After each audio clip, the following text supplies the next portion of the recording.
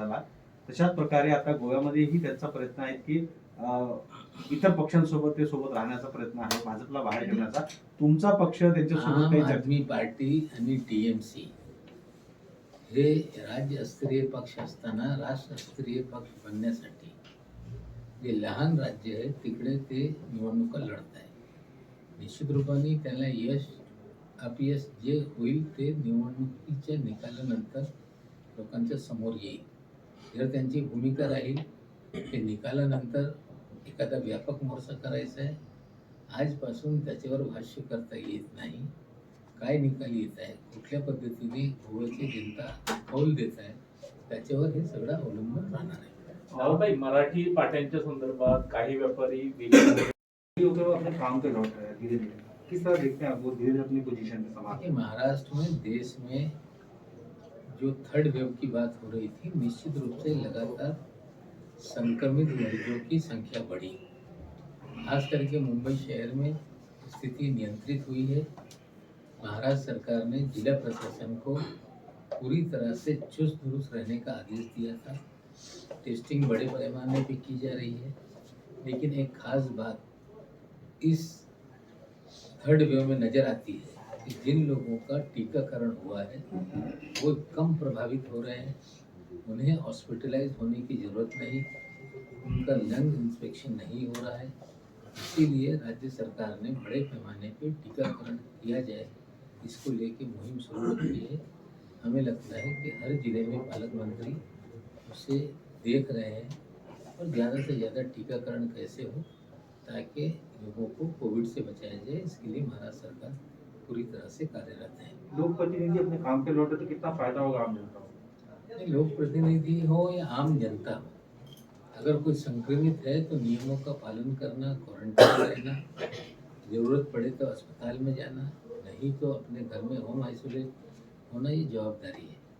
जो लोग संक्रमित हुए थे नेगेटिव होने के बाद निश्चित रूप से कामों पर लौटे हैं और सभी की जिम्मेदारी बनती है जो कोविड प्रोटोकॉल बनाया गया है उसका पालन करें ताकि और लोगों को बचाया जाए।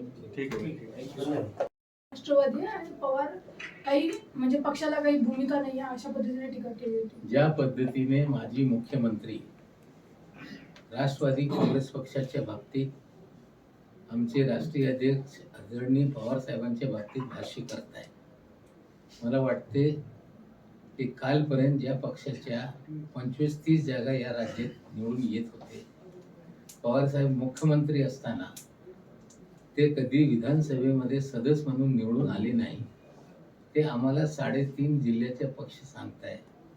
त्याला आम्ही बोलू इच्छितो की इतर भागामध्ये जे आमदार आहेत ते कुठल्या जिल्ह्यातले आहेत त्याच्या माहिती त्यांनी द्यावी.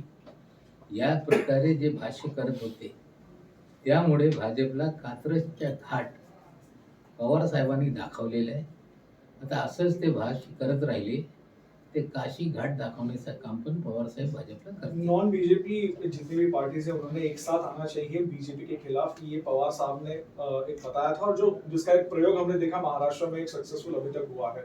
यही प्रयोग कहीं ना कहीं गोवा में भी करना चाहते थे, लेकिन अभी जो हम देख रहे हैं कि ट्विटर वॉर चल रहा है कांग्रेस और लेकिन यूपी और गोवा में जो चुनाव हो रहे हैं उसमें तीनों पार्टियों में मतभेद दिख रहे हैं। कांग्रेस शिवसेना को गोवा में नहीं आने देती, आप लोग शिवसेना के साथ यूपी में नहीं जाना चाहते, क्यों ऐसा? देखिए, महाराष्ट्र में 3 पार्टी का जो गठबंधन है वो महाराष्ट्र को लेके है। राष्ट्रवादी कांग्रेस पार्टी की स्पष्ट भूमिका है कि राज्य इकाई जो फैसला करेगी उस तरह का निर्णय उसको मान्यता पार्टी देगी। उत्तर प्रदेश की इकाई ने फैसला किया कि समाजवादी पार्टी के साथ गठबंधन करना है, वहाँ हम लोगों ने मान्यता दी।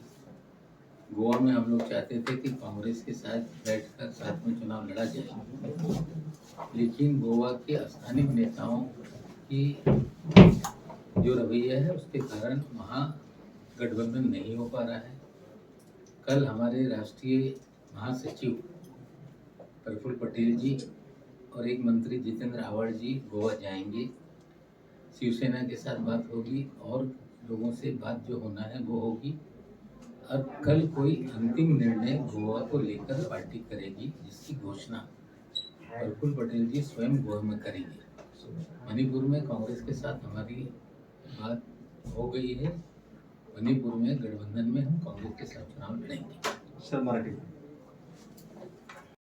कांग्रेस भी बोली कि पोस्ट अलायंस हम कर सकते हैं चुनावों के नतीजे के देखने के बाद। क्या एनसीपी भी इस मोड में काम करेगी गोवा में? देखिए, कांग्रेस को जो भी करना होगा अभी करे या बाद में करे, लेकिन समय रहते चीज़ों को करना पड़ेगा। लेकिन 5 साल पहले का अनुभव, जहां कांग्रेस 1 नंबर की पार्टी थी, एनसीपी का भी विधायक था, गोवा फॉरवर्ड कुछ शर्तों के साथ आना चाहती थी, कुछ अपक्ष विधायक भी आना चाहते थे, लेकिन देरी के कारण बीजेपी ने सरकार बना ली थी। फैसले जो भी लेना हो समय पे रहते हुए ले तो उसका फायदा होता है। लेट लतीफी के कारण 5 साल पहले कांग्रेस ने गोवा में आई हुई सत्ता गंवाई थी, ये सच्चाई है। सर, पोस्टपोन दिल्ली इलेक्शन में- लेके आप जाएंगे? नतीजों के बाद जो परिस्थिति होगी पार्टी उस पर निर्णय लेगी। सर दिल्लीमध्ये अरविंद केजरीवाल शिवसेना 475 वोट के आगे बढ़ती नहीं है, ऐसे में वो बीजेपी के सामने नहीं खड़ी हो सकती, इसलिए परिकर परिवार को लेकर किसी तरह की सलाह ना दे। जो लोग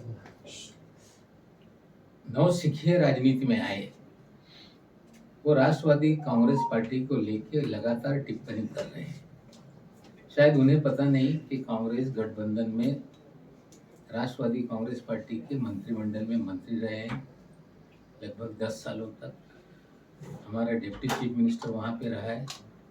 शायद या तो उनकी याददाश्त सही नहीं या वो सच्चाई को स्वीकारना नहीं चाहते। जो लोग टिप्पणी कर रहे हैं उन्हें समझना पड़ेगा कि पवार साहब ने महाराष्ट्र में भारतीय जनता पार्टी को कातरज का घाट दिखाया है और आगामी दिनों में काशी घाट पे ही बीजेपी को रोकने का काम देश में हम करेंगे। हमें लगता है कि जो नेता एनसीपी को लेकर लगातार बयानबाजी कर रहे हैं, इसी तरह की बयानबाजी से महाराष्ट्र से हाथ धोना पड़ा। हमें लगता है यही बयानबाजी भारतीय जनता पार्टी को देश की सत्ता से बाहेर ढकेलेगी। असं मराठीमध्ये विचारायचं होतं की देवेंद्र फडणवीस यांचं म्हणणं होतं आघाडीचं सरकार असताना पक्षाच्या राष्ट्रीय कार्यकारिणीमध्ये निर्णय झाला होता, स्थानिक एकाई जे निर्णय घेईल त्या पद्धतीने आम्ही पुढे जाऊ। उत्तर प्रदेशमध्ये समाजवादी पक्षासोबत आमच्या युती झालेली आहे। त्याचबरोबर मणिपूरमध्ये काँग्रेससोबत, गोव्यामध्ये काँग्रेसची चर्चा होत असताना स्थानिक पातळीवर काँग्रेसची भूमिका आघाडी न करण्याची असताना उद्या प्रफुल्ल पटेल साहेब, मंत्री जितेंद्र आव्हाड हे दोन्ही नेते गोव्याला जाणार आहे। शिवसेनेने इच्छा दर्शवलेली आहे आघाडी करण्याबाबत, त्यांच्यासोबत चर्चा होईल आणि उद्या जे अंतिम निर्णय होईल ते प्रफुल्ल पटेलजी गोव्यामध्ये जाहीर करणार। सर पर्रिकरांच्या मुलाला पाठिंबा देण्यासाठी फार अग्रेसिव्ह भूमिका